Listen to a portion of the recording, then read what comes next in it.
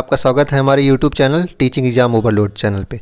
आज का session CTET paper 2 तथा बिहार शिक्षक बहाली के अंतर्गत एनसीईआरटी हिस्ट्री की नेक्स्ट क्लास है।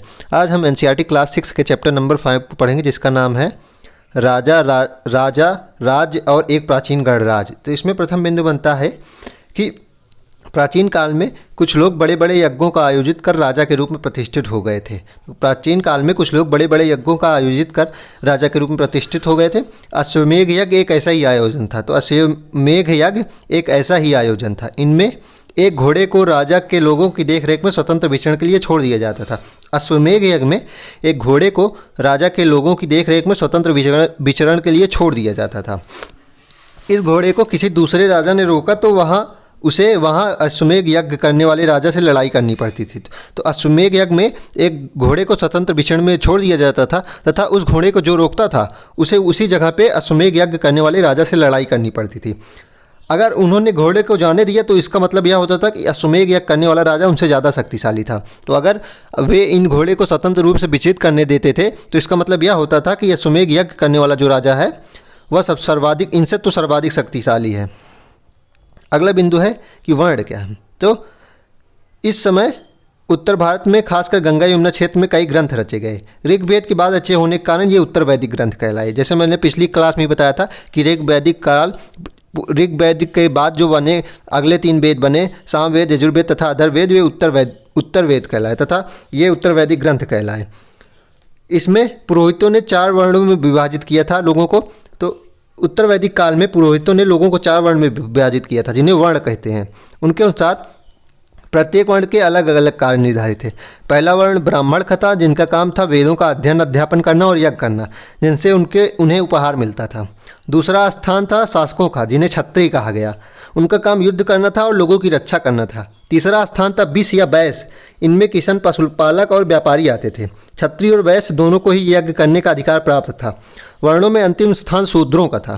तो इनका काम अन्य 3 वर्णों की सेवा करना था, इन्हें कोई अनुष्ठान करने के अधिकार नहीं था। प्रायः औरतों को भी शूद्र के समान माना जाता था। महिलाओं तथा शूद्रों को वेदों का अध्ययन का अधिकार नहीं था। तो इस पैराग्राफ में प्रमुख पॉइंट क्या क्या है कि उत्तर वैदिक काल में जो कि सामवेद, यजुर्वेद, अथर्ववेद आदि ग्रंथ कहलाए, उनमें लोगों को 4 वर्गों में विभाजित किया गया था, जिन्हें वर्ण कहते थे। तथा वे 4 वर्ण थे ब्राह्मण, क्षत्रिय, वैश्य एवं शूद्र। तथा अगला इसमें इंपॉर्टेंट बिंदु है कि महिलाओं को भी शूद्रों के समान माना जाता था तथा महिलाओं और शूद्रों को वेदों का अध्ययन का अधिकार नहीं था। अगला बिंदु कि पुरोहितों के अनुसार सभी वर्ण का निर्धारण जन्म के आधार पर हो गया था। तो पुरोहितों के अनुसार सभी वर्णों का निर्धारण जन्म के आधार पर हो गया था, अर्थात ब्राह्मण का बेटा ब्राह्मण माना जाता था तथा क्षत्रिय का बेटा क्षत्रिय। अगला बिंदु है इसमें जनपद। महायज्ञों को करने वाले राजा अब जन के राजा न होकर जनपद के राजा माने गए। जो महायज्ञ करने वाले, जैसे कि ऊपर बताया गया कि अश्वमेघ आदि यज्ञ कराते थे, वे अब जन के राजा न होकर जनपद के राजा हो गए।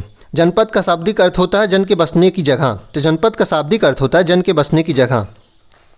अगला बिंदु इसी में कि लोग मिट्टी के बर्तन भी इस काल में बनाते थे। इनमें से कुछ धूसर और कुछ लाल रंग के होते थे। तो जनपद काल में लोग मिट्टी के बर्तन भी बनाते थे, जिनमें से कुछ धूसर और कुछ लाल रंग के होते थे। इन पुरास्थलों में कुछ विशेष प्रकार के बर्तन मिले हैं। तो इन पुरास्थलों में कुछ विशेष प्रकार के बर्तन मिले हैं, जिन्हें चित्रित धूसर पात्र कहा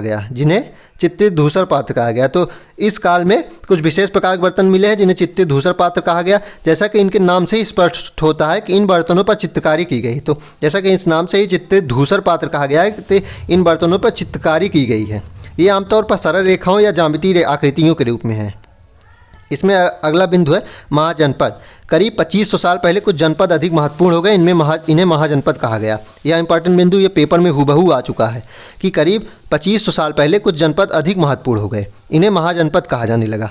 अधिकतर महाजनपद की एक राजधानी होती थी। तो अधिकतर महाजनपद की एक राजधानी होती थी। कई राजधानियों में किलेबंदी की गई थी, अर्थात इनके चारों ओर लकड़ी, ईंट या पत्थर की ऊंची दीवारें बनाई गई थी। तो इसमें प्रथम बिंदु जो बहुत इंपॉर्टेंट था कि करीब 2500 साल पहले कुछ जनपद अधिक महत्वपूर्ण हो गए, जिन्हें महाजनपद कहा गया तथा अधिकतर महाजनपदों की एक राजधानी होती थी। अगला बिंदु है कि कर। महाजनपदों के राजा विशाल किले बनवाते थे और बड़ी सेना रखते थे। महाजनपदों के राजा विशाल किले बनवाते थे और बड़ी सेना रखते थे, इसलिए उन्हें प्रचुर संसाधनों की आवश्यकता होती थी। इसके लिए उन्हें कर्मचारियों की भी आवश्यकता होती थी। अतः महाजनपद के राजा लोग द्वारा समय समय पर लाए गए उपहारों पर निर्भर न रहकर अब नियमित रूप से कर वसूलने लगे। तो महाजनपद के लोग चूंकि विशाल किले बनवाते तथा विशाल सेना भी रखे थे, इसलिए उनके विभिन्न संसाधनों की आवश्यकता होती थी एवं साथ ही कर्मचारी की भी आवश्यकता होती थी। इसलिए वे उपहारों पर निर्भर न होकर नियमित रूप से कर वसूलने लगे। इसमें प्रमुख कर थे फसलों पर लगाए गए कर, जो सबसे महत्वपूर्ण थे क्योंकि अधिकांश लोग कृषक ही थे। प्रायः उपज का 1/6वां हिस्सा कर के रूप में निर्धारित होता था। तो यह प्रश्न अगर पेपर बनेगा कि महाजनपद काल में कृषि पे कर जो कितना लगता था, तो वह उपज का 1/6वां भाग लगता था। अगला है कारीगर के ऊपर भी कर लगाए जाते थे, जो प्रायः श्रम के रूप में चुकाए जाते थे। जैसे कि एक बुनकर, लोहार या सुनार के राजा के लिए महीने में 1 दिन काम करना पड़ता था। पशुपालक को जानवर या उनके उत्पाद के रूप में कर देना पड़ता था। तो पशुपालक को जानवर या उनके उत्पाद के रूप में कर देना पड़ता था। जैसे कि अगर आप पशु गाय आदि पालते हैं तो उसके दूध से बने हुए उत्पाद आपको देने पड़ेंगे। व्यापारियों को सामान खरीदने बेचने का भी कर देना पड़ता था। तो व्यापारी जो सामान खरीदते या बेचते थे उसका भी उन्हें कर देना पड़ता था। आखेटकों तथा संग्राहकों को जंगल से प्राप्त वस्तुएं देनी होती थी। अगला बिंदु है कि महाजनपद काल में कृषि में परिवर्तन। इस युग में कृषि के क्षेत्र में 2 बड़े परिवर्तन हुए। यह प्रश्न पेपर में पिछली बार ही आ चुका है 2021 वाले पेपर में कि महाजनपद काल में कृषि में क्या क्या परिवर्तन हुए। तो 2 महत्वपूर्ण परिवर्तन हुए। हल के फाल अब लोहे के बनने लगे तथा जो कठोर जमीन को लकड़ी के फाल की तुलना में लोहे के फाल से आसानी से जोता जा सकता था। तो हल के फाल अब लोहे के बनने लगे, इसलिए कठोर जमीन को लकड़ी के फाल की तुलना में अब लोहे के फाल से और आसानी से जोता जा सकता था। तथा दूसरा परिवर्तन यह हुआ कि लोगों ने धान के पौधे का रोपण शुरू करना चालू कर दिया, अर्थात खेतों में बीज छिड़क कर धान उपजाने के बजाय धान की पौध तैयार करना उनका रोपण शुरू कर दिया। तो इसमें इम्पॉर्टेंट बिंदु क्या था कि महाजनपद काल में कृषि में 2 परिवर्तन हुए। हल के फाल जो पहले लकड़ी के बनते थे वह अब लोहे के बनने लगे तथा धान की खेती को छिड़कने के बजाय उपजा के रोपण से चालू कर दिया गया। अगला बिंदु है कि एक महाजनपद काल जो मगध था, लगभग 200 साल पहले के भीतर मगध सबसे महत्वपूर्ण जनपद बन गया। तो लगभग 200 साल पहले महाजनपद मगध जो था वो बहुत इंपॉर्टेंट जनपद बन गया। गंगा और सोन जैसी नदियाँ मगध से होकर बहती थी। तो गंगा और सोन जैसी नदियाँ मगध से होकर बहती थी। यातायात, जल वितरण, जमीन को ये उपजाऊ के लिए बहुत महत्वपूर्ण होती थी। तो गंगा और सोन जैसी नदियाँ मगध से होकर बहती थी। ये यातायात, जल वितरण और ज़मीन को उपजाऊ बनाने के लिए बहुत महत्वपूर्ण थी। मगध में 2 बहुत ही शक्तिशाली शासक बिंबिसार तथा अजातशत्रु हुए। तो मगध में 2 बहुत ही शक्तिशाली शासक हुए जो थे बिंबिसार और अजातशत्रु। अन्य जनपदों को जीतने के लिए हर संभव साधन अपनाते थे। तो अन्य जनपदों को जीतने के लिए हर संभव साधन अपनाते थे। महापद्मनंद और एक और महत्वपूर्ण शासक था। महापद्मनंद एक और महत्वपूर्ण शासक था। उन्होंने अपने नियंत्रण का क्षेत्र इस उपमहाद्वीप के उत्तर पश्चिमी भाग तक फैला लिया था। तो महापद्मनंद ने अपने नियंत्रण का क्षेत्र इस उपमहाद्वीप के उत्तर पश्चिम भाग तक फैला लिया था। बिहार में राजगीर, आधुनिक जिसे राजगीर कहते हैं, कई सालों तक मगध की राजधानी बनी रही। तो अगर प्रश्न पूछा जाएगा कि मगध की राजधानी क्या थी, तो वह राजगिरी अथवा राजगीर थी। बाद में पाटलिपुत्र को भी इसकी राजधानी बनाई गई, जो आज के रूप में पटना को जानते हैं।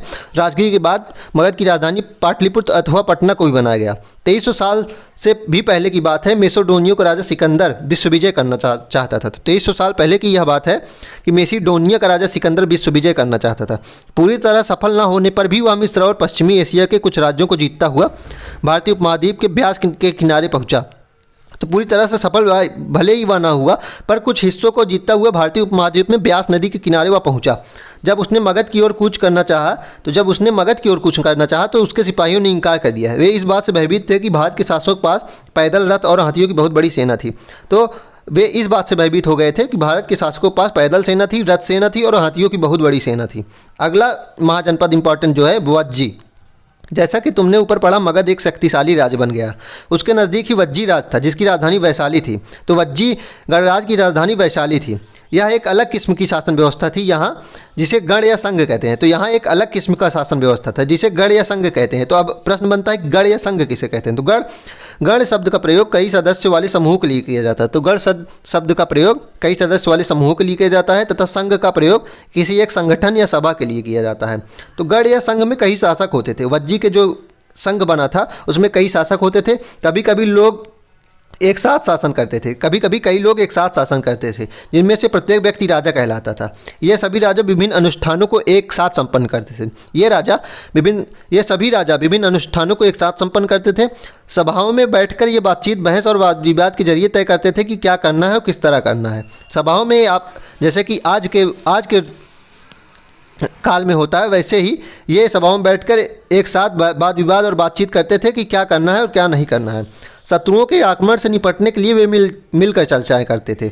स्त्रियां, दास तथा कर्मकार इन सभाओं में हिस्सा नहीं ले सकते थे। यह इंपॉर्टेंट बिंदु यह पूछा जा चुका है पिछली बार पेपर में कि वज्जी के संघ में कौन कौन भाग नहीं लेता था, तो स्त्रियां, दास और कर्मकार इन सभाओं में हिस्सा नहीं लेते थे। बुद्ध तथा महावीर दोनों ही गण या संघ से संबंधित थे। तो बुद्ध और महावीर जो जैन धर्म क्रमशः और बौद्ध धर्म के प्रवर्तक हैं, दोनों ही गण या संघ से संबंधित थे। बौद्ध साहित्य में संघ के जीवन का बहुत ही सजीव वर्णन मिलता है। वज्जी संघ का यह वर्णन दीर्घ निकाय में लिखा है। यह इंपॉर्टेंट बिंदु है कि वज्जी संघ का वर्णन कहाँ मिला है, बौद्ध के किस ग्रंथ में मिला है, तो वह दीर्घ निकाय में मिला है। दीर्घ निकाय में एक प्रसिद्ध बौद्ध ग्रंथ है जिसे बुद्ध के कई व्याख्यान दिए गए हैं। इन्हें करीब 2300 साल पहले लिखा गया था। तो इसमें लिखा गया है कि अजातशत्रु वज्जी संघ पर आक्रमण करना चाहते थे। उन्होंने अपनी मंत्री वत्स्यकार को बुद्ध के पास सलाह लेने के लिए भेजा। तो बुद्ध ने उनसे पूछा कि क्या वज्जी सभाएं नियमित रूप से होती हैं तथा उनमें सभी सदस्य उपस्थित होते हैं। तो जब उन्हें पता चला कि ऐसा होता है तो उन्होंने कहा कि वज्जीवासी तब तक उन्नति कर रहेंगे जब तक वे पूर्ण और नियमित सभाएँ करते रहेंगे, आपस में मिलजुल कर काम करते रहेंगे, पारंपरिक नियमों का पालन करते रहेंगे, बड़ों का सम्मान, समर्थन और उनकी बातों पर ध्यान देते रहेंगे। वज्जी महिलाओं के साथ जोर जबरदस्ती नहीं करेंगे और उन्हें बंधक नहीं बनाएंगे। शहरों तथा गांवों में चैत्यों का रखरखाव करेंगे। विभिन्न मतावलंबी संतों का सम्मान करेंगे। उनके आने या जाने पर कोई रोक नहीं लगाएंगे। तो इसमें वज्जी जनपद में इंपॉर्टेंट बिंदु क्या था कि यह एक गण या संघ तथा इसमें स्त्रियां, दास तथा कर्मकारों को सभाओं में हिस्सा लेने की अनुमति नहीं थी। अगला बिंदु है कि लगभग 2500 साल पहले एथेंस के लोगों ने एक शासन व्यवस्था की स्थापना की जिसे प्रजातंत्र या गणतंत्र कहते हैं। तो लगभग 2500 साल पहले यूनान के एथेंस में लोगों ने एक ऐसी शासन व्यवस्था की स्थापना की जिसे प्रजातंत्र या गणतंत्र कहते हैं। यह व्यवस्था लगभग 200 सालों तक चली। इसमें 30 साल से ऊपर के उन सभी पुरुषों को पूर्ण नागरिकता प्राप्त थी जो दास नहीं थे। यह इंपॉर्टेंट बिंदु जो पेपर में आ चुका है कि जो यूनान या एथेंस की गणतंत्र व्यवस्था थी उसमें 30 साल से ऊपर के लोगों की पूर्ण नागरिकता प्राप्त थी तथा उनको नागरिकता नहीं मिलती थी जो दास होते थे। वहाँ एक सभा भी थी जो महत्वपूर्ण विषयों पर निर्णय लेती थी जो साल भर में कम से कम 40 बार बुलाई जाती थी। तो इस गणतंत्र में महासभा भी थी जो महत्वपूर्ण निर्णय लेती थी जो साल भर में कम से कम 40 बार बुलाई जाती थी। इस सभा में सभी नागरिक भाग ले सकते थे। शासन के कई पदों पर नियुक्ति लाटरियों द्वारा की जाती थी। सभी नागरिकों को सेना और नौसेना में अपनी सेवाएं देनी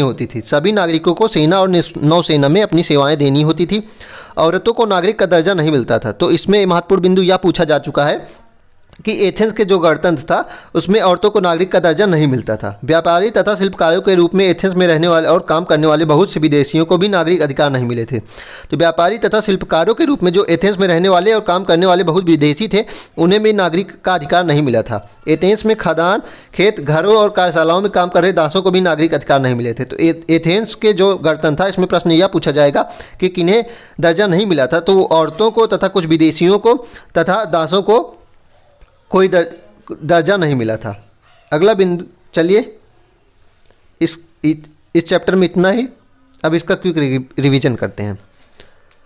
इसमें प्रथम बिंदु है कि उत्तर वैदिक काल तक शूद्रों को अछूत नहीं माना गया था और बाद में आया। उत्तर वैदिक काल में औरतों को भी शूद्र के समान रखा गया। अगला बिंदु यह था इंपॉर्टेंट कि उत्तर वैदिक काल में औरतों को भी शूद्र के समान माना गया। जनपद का अर्थ होता है जन के बसने की जगह। इसमें अगला बिंदु यह है कि जनपद किसे कहते हैं, तो जनपद का अर्थ होता है जन के बसने की जगह। तथा 2500 वर्ष पूर्व महाजनपद का उदय हुआ।